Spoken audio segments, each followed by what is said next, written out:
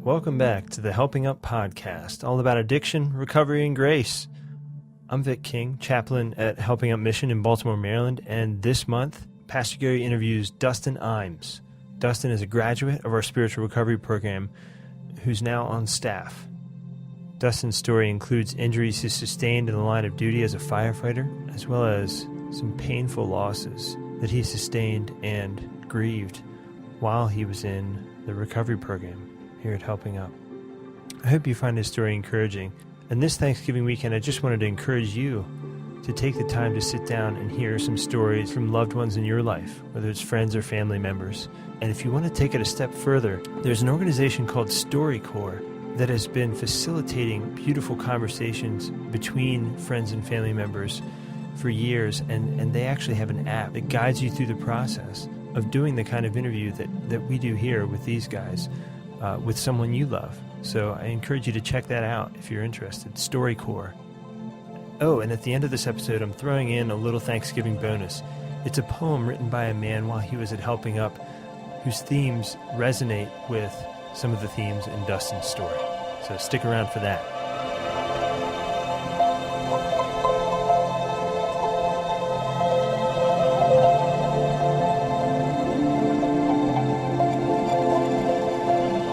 Okay, Dustin Imes.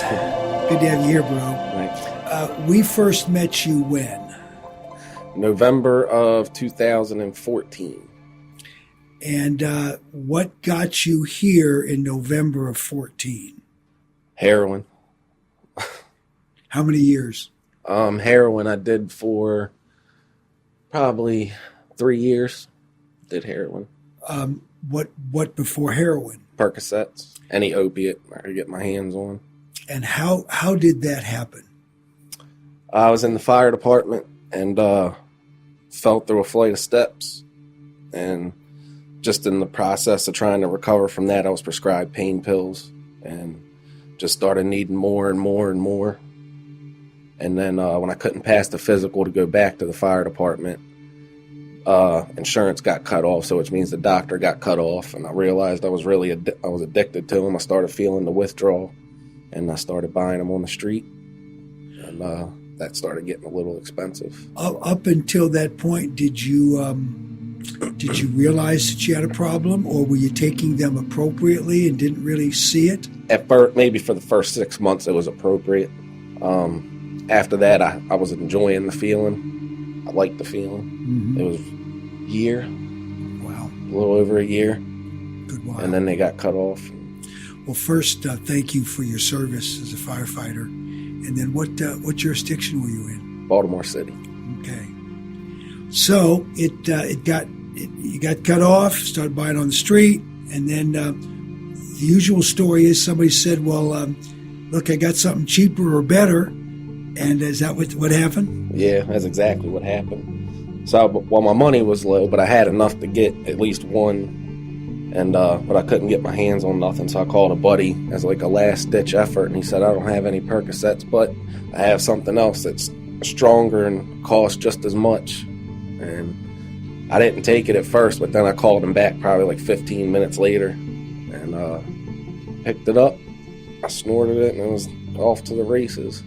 From there, snorted and then eventually shot it. Yeah. And that's the pattern. Luckily, I didn't shoot for very long. Luckily, it was a little less than a year that I shot the IV, and luckily,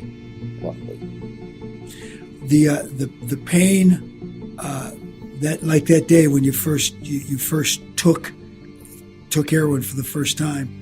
Were you in a lot of physical discomfort, or was it more mental? No, at that point I was using them for fun, just for the feeling and trying to maintain, really. But at that point, the physical pain was gone. I still couldn't do certain stuff as far as my knee went, but it was more for me. And were you able to hold down a job in those days? Yeah. After the firefighting years? Unless I was going through withdrawal because I wasn't able to get anything, and then call out of work and eventually get fired. But I graduated high school from military school, and I was always able to get a job easily. Keeping it was a problem, but I could always at least find work. Yeah. But so you wound up in detox? Yeah. How'd that happen? A couple different times I went to detox, but before I came here, I was I went to Bayview, and I woke up one morning, and it was kind of the same situation from when I first tried heroin, but I couldn't find anything, so I went and picked up a Suboxone, and I took that in the morning, and I just sat around all day in the apartment that I had, hating myself, hating life, cussed God a lot, just wondering what went wrong, and I was debating it then to go to detox.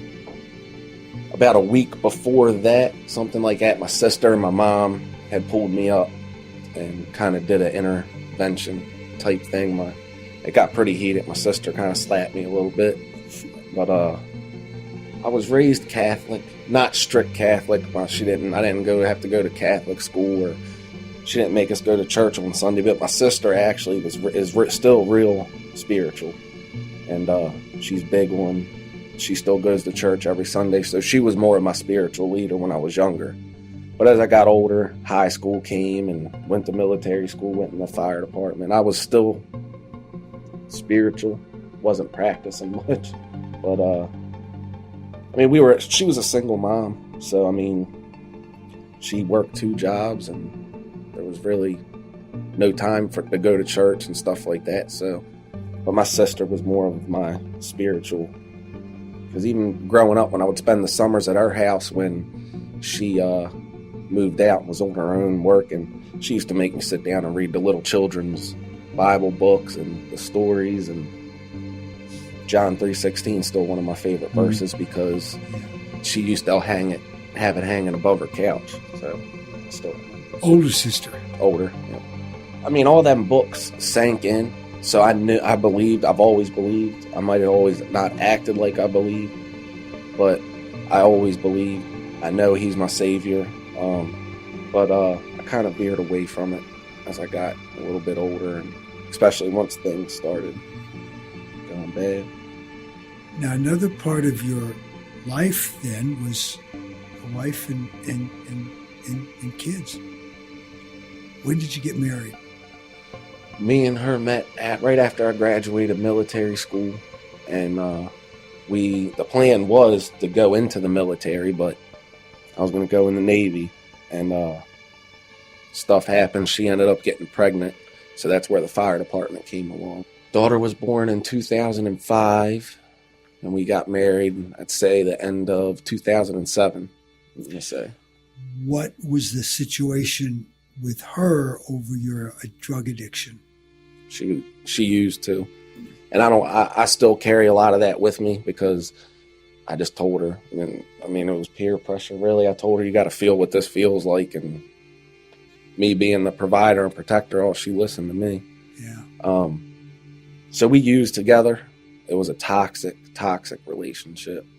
She's still in active addiction now. She don't see our daughter.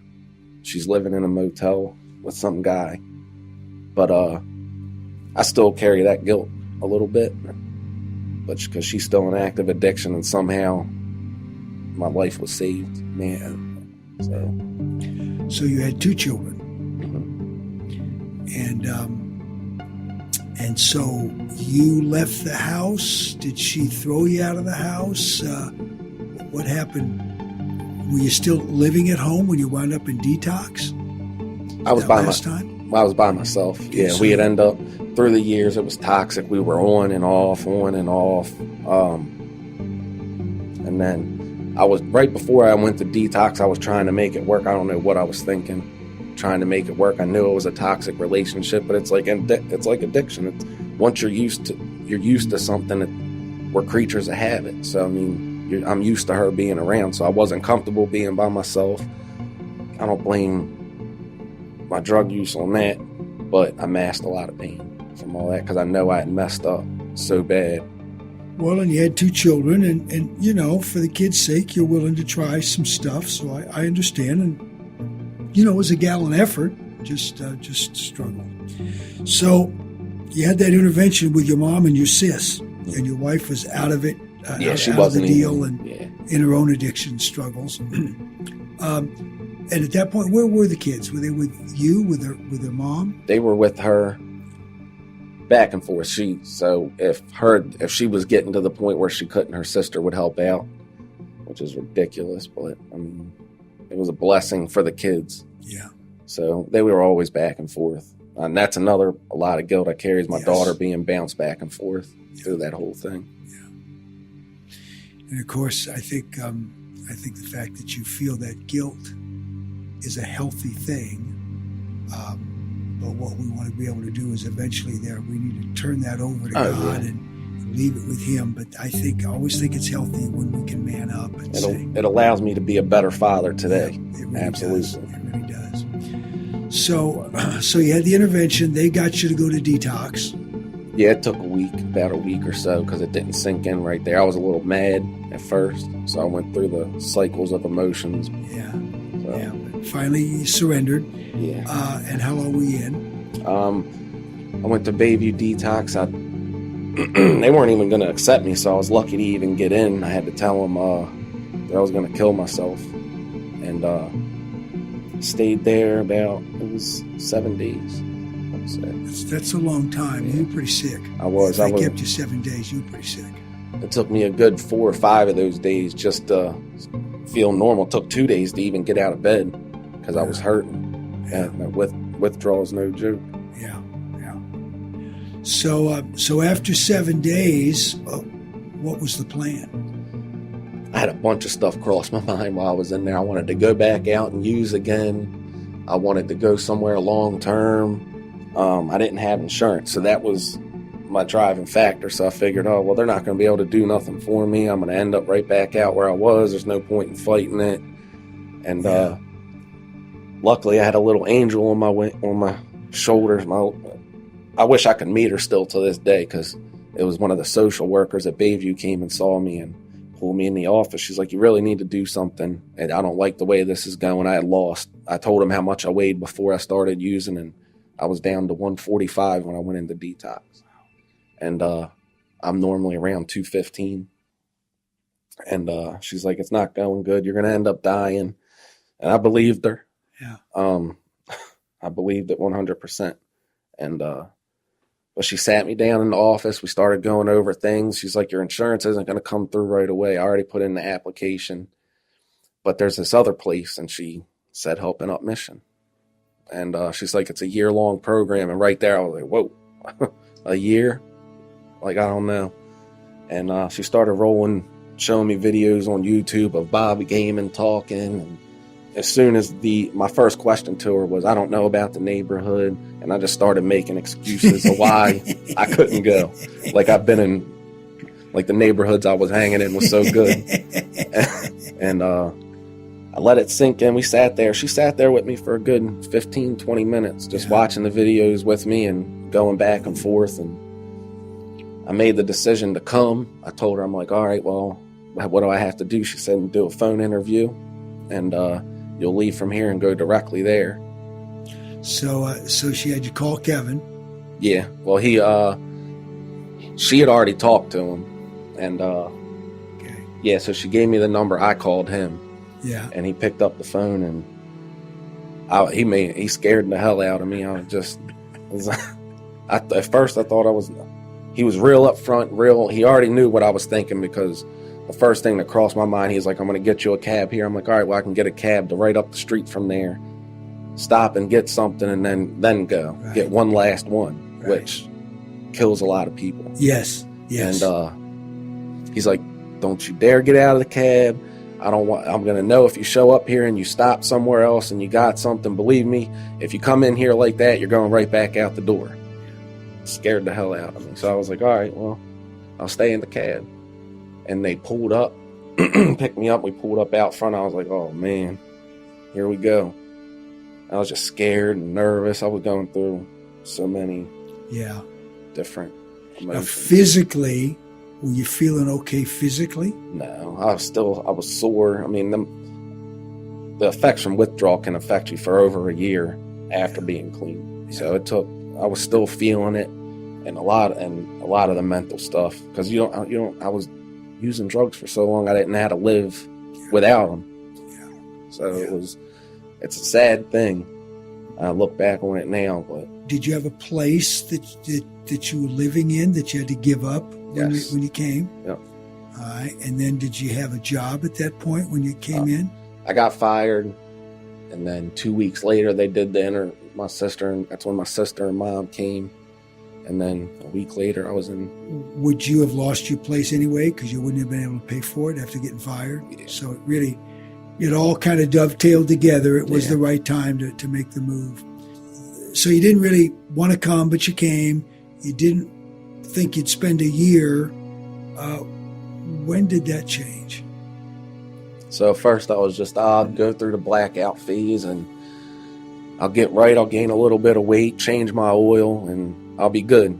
I'll get back out there and, get to work. And I was here probably 3 months before I actually decided, 3 or 4 months of going to the graduations every Friday, going to the classes with you and Mike Rollo. And it took 3 months before I finally realized, because I didn't want to be here those first 3 months. It's rough. It's an adjustment. And what helped you to decide at that 3-month point? What helped you to say, I need to stay, or I want to stay? What helped you to do that? I liked the way I was feeling. Mm-hmm. I liked being able, at that time I was going to visit my mom. She was in a nursing home. Yeah. And right. I was going to visit her every day, and every time I'd see her, she'd pump my head up saying, "You're looking good. You're walking tall now. I like the way everything's going. Keep it up." It was perfect, man. I was feeling good. I starting to gain my weight back. Really, the talks with her is really what. That's powerful. And of course, that's going to become important in just a minute as we go a little farther. Yeah, because when I was here, I started building a strong support network. I was making good friends. And it took a good 3 months to figure out who's serious, who's not. Yeah. So I got in with a good group of guys. We got out. We started playing softball together. And we all played sports when we were younger, but we were all learning to live again. We were learning to play again, learning to have fun again. And the friends that I made here that are still my friends today, I consider them family now. Yeah. But they were a big reason. They're a big driving force. And if you ask them, I'm sure they say the same thing. There's no way we'd be where we are now without each other supporting each other, because we still hold each other accountable every day. Yeah. That's And awesome. 3 of you here on staff now. Yeah. Yeah. So you had those talks with Mom, which were just so pivotal for your recovery. She was in the hospital because... She had colon cancer. And it was bad. Yeah, it was terminal.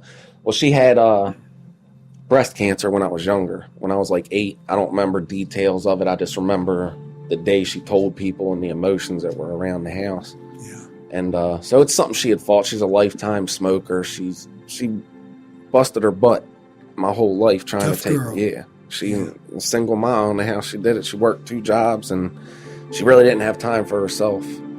But she found out she found out she had colon cancer a few years before that. So it was here and in remission and then back and in remission. But the last time it came back, it was too late. They diagnosed her as terminal. She was part of your intervention. She's dying, and she sees you doing well, and that was so important for you. It was. Yeah. It was really good at the end. It was better than I think ever, because we were so close, and I got to the point where I would tell her everything. Stuff that I would hide from her about using needles and stuff, something that no mother wants to hear her son's doing. But I was finally able to open up with her, and she told me a lot of stuff about herself too. So I thought we were closer than ever at that time. And that's liberating to be able to share that stuff with somebody that it's appropriate to share with. It's awesome, because it's kind of a blessing that we knew she was terminal, because we got to know each other really deep. Yeah. She told me a lot of stuff because my father wasn't around. She told me a lot of stuff about him. It was awesome. It was liberating. It was good to get everything off my chest and put it all out there, and probably the same for her. Yes, I don't doubt that. And that was I went there one Sunday morning. We didn't have softball, and I went there, and they did a church service at the cafeteria at the nursing home. And I think that was probably the first, we prayed together there for the first time, probably since I was a little boy. And that was I still remember that. Yeah. So while she was terminal, your kids are in a reasonably good setup at this point. You and mom are doing really well, best ever. You're feeling good about yourself. There's a lot of positive things, but life showed up. Mm-hmm. Say a word about that. So I got a phone call, and my son, he was 4 at the time, and he got real sick. He went in the hospital, got real sick. It was pneumonia. And then when he was in the hospital, somehow I'd call it a blood infection. So they had to put him on a ventilator. He wasn't breathing on his own. So I got that phone call, and then he started progressing. Everything was going good. They took him off the ventilator. But when they took him off, I guess he wasn't ready. He still couldn't breathe on his own. And by the time they noticed it and got the ventilator back in, he was already brain dead. And at age 4. At age 4. And it was already too late. There was nothing nobody could do. You had actually gotten some good news. It was sounding good, and then it just went really bad, really fast. So you got word at Helping Up Mission. You'd been here about 6 months at that point, 5 months? Yeah, I was going life prep that next week. So yeah. Okay, so around 6 months. Coming up in 6 months. You got the call, and you were going to go to the hospital to really say goodbye and take him off life support. And your buddies, yeah, they goes back to the friends again, the people I built and was blessed enough to have come into my life, and they rallied around me. They didn't let me lay around and get in my own head, which any addict knows that's a dangerous place to be, especially going through something like that, because I was thinking about using, and they didn't even give me a chance. They pulled me out of my bunk. They were there the whole time. It was awesome. That day, they stood outside my classroom and said, motioned to me, we got to talk. And they told me what had happened. I didn't know anything about it. And they said, we won't let him go by himself. We can't let him go by himself. Because you really hadn't said much to anybody. No, I was quiet. Them, because they were your friends, and they refused to let you go. So I was standing out in the hall. My class was still going, still waiting on me.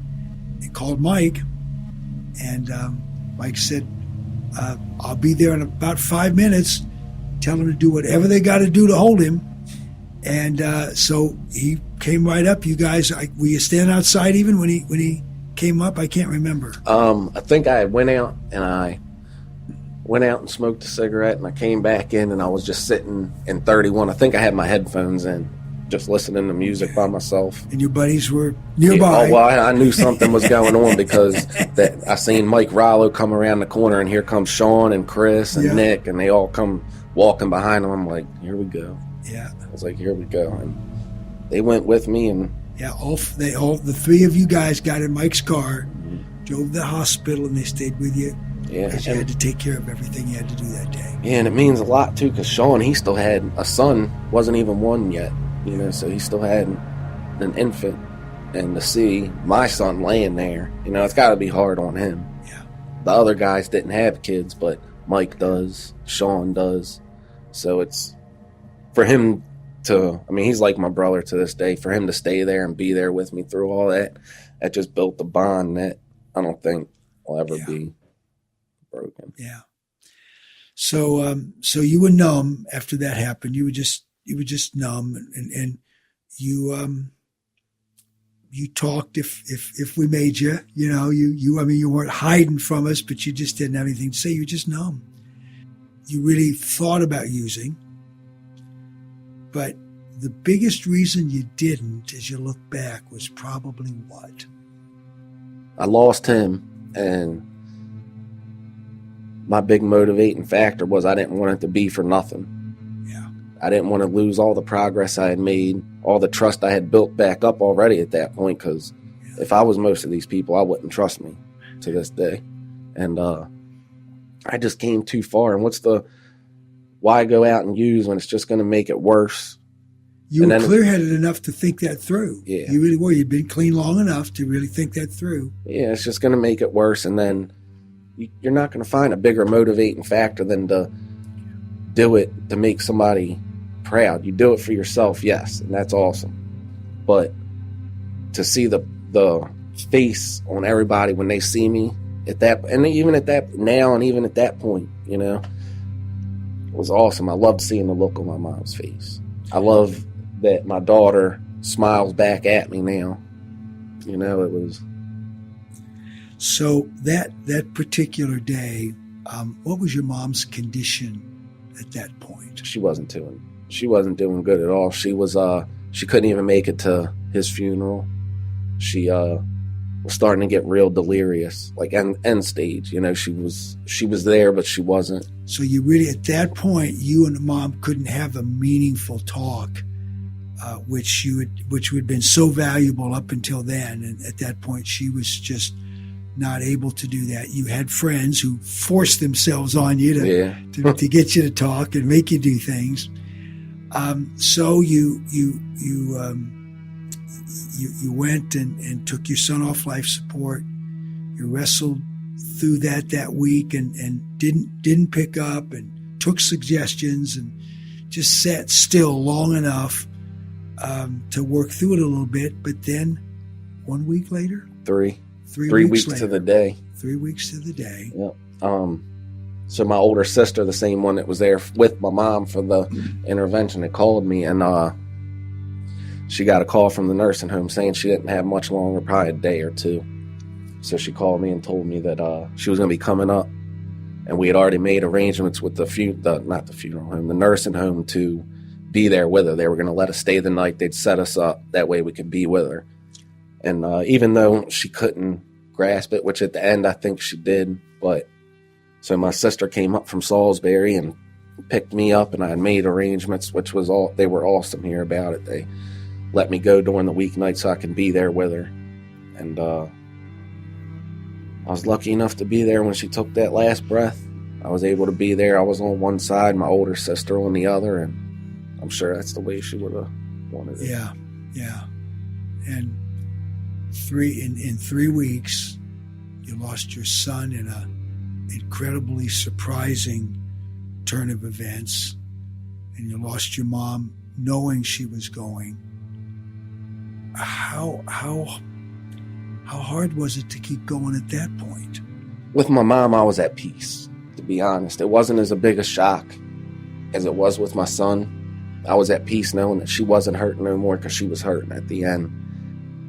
To be honest with you, I just felt gratitude, because if I would have picked up after my son passed away, I wouldn't have been able to be there with my mom. And it just kind of put everything in perspective for me, man. As hard as it was, it was peaceful. She went out, it was peaceful. You know, we were able to be there with her. I was clean and clear-minded, and I was at peace with it. She was at peace.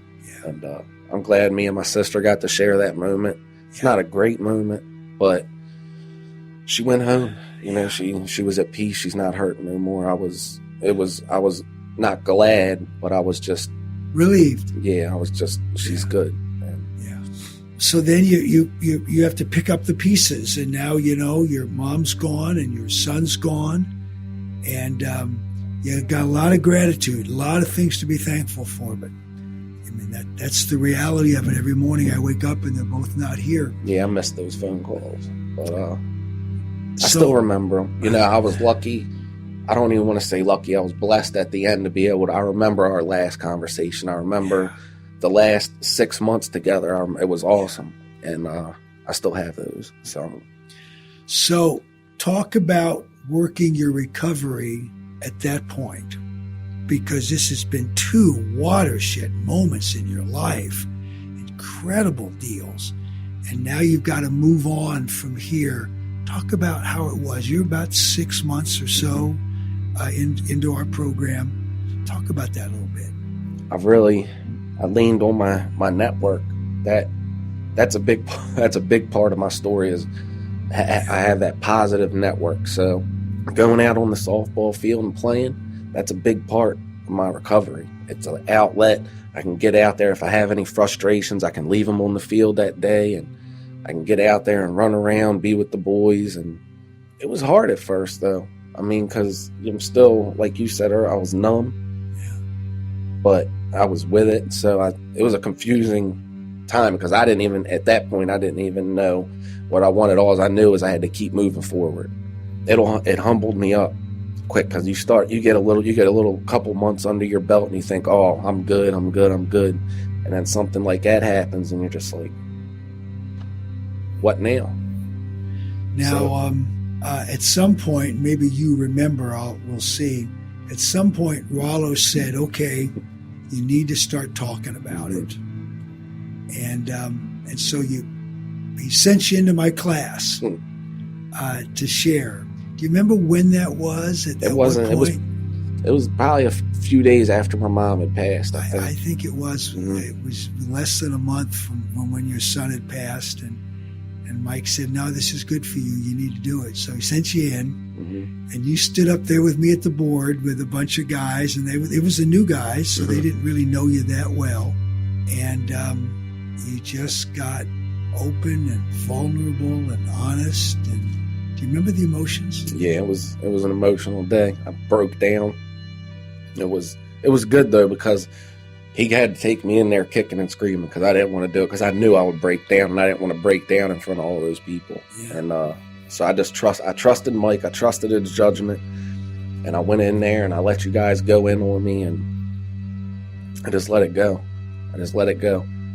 And when I walked out of there, I just felt this huge weight lifted off my shoulders. It was because I kept everything in except for only a few close people like you and Mike and my friends. I had kept everything in. But then just to do it and be able to do it in front of people, and now it's awesome, because now I can go in there and it don't faze me.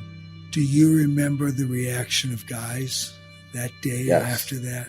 It was very, very, very supportive. It was very powerful on them. Yeah, it was. And that's a big reason why I don't mind going in and talking now, because I actually see. Before, I'm like, oh, nobody's going to learn nothing from me. It's nothing special. And I've gotten a lot of feedback from guys saying it's one of the best things they've heard.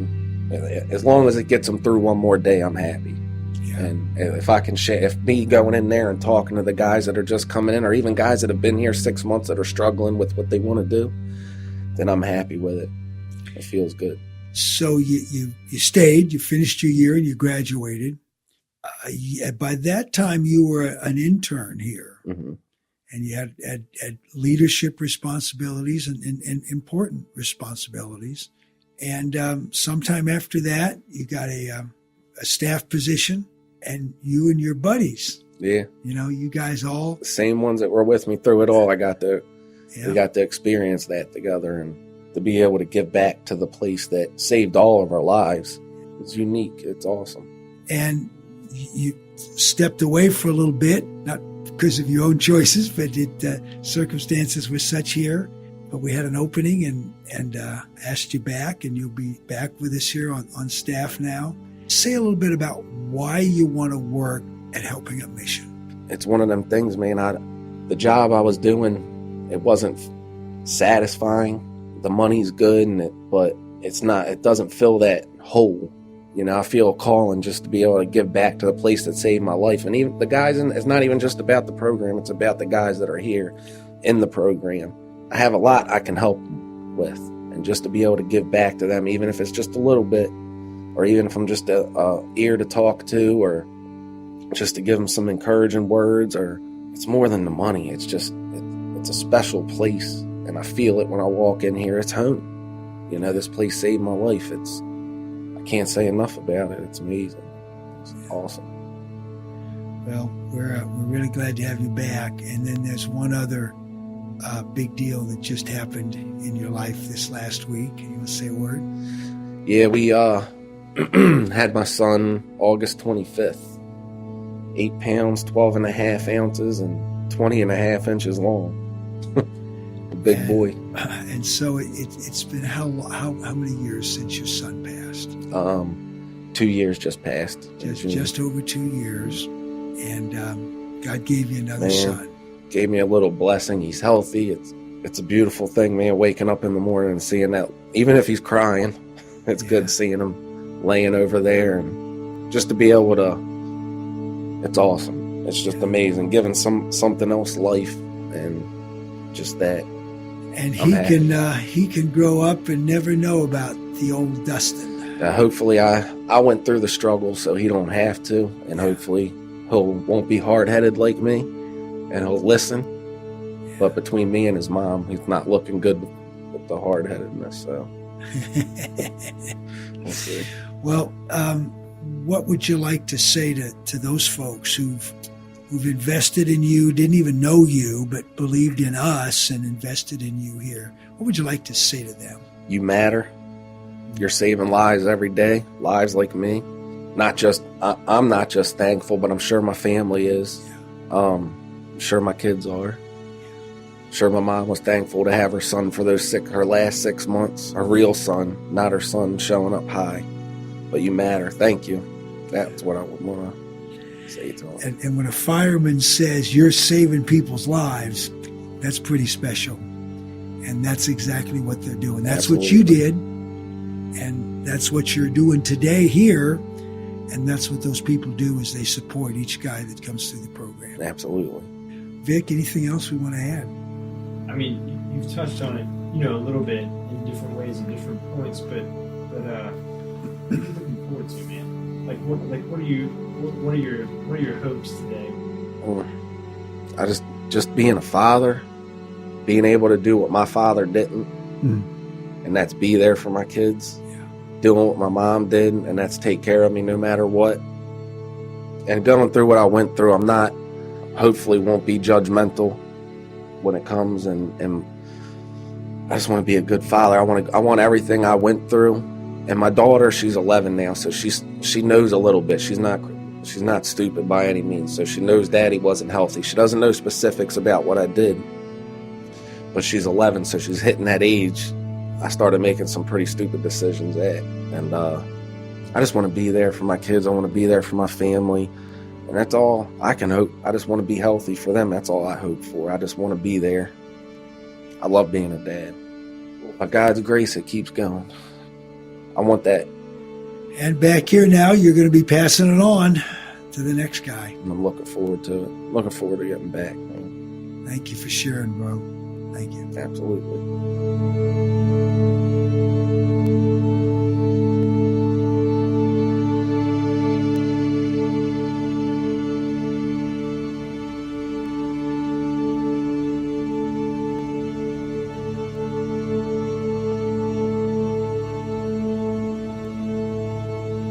The Price Paid by Charles Chapman. As I seek my purpose, as I look to its intent, as I look over my past and all the torment, you would think that I'd learn all the mistakes that I have made. With this life's twists and turns, it's not just me who has paid. My kids pay the price. My kids feel the pain. They need their protector, of which I've abstained. Each day that I'm gone, I'm growing in God. I know they're not alone. My God, it's so hard.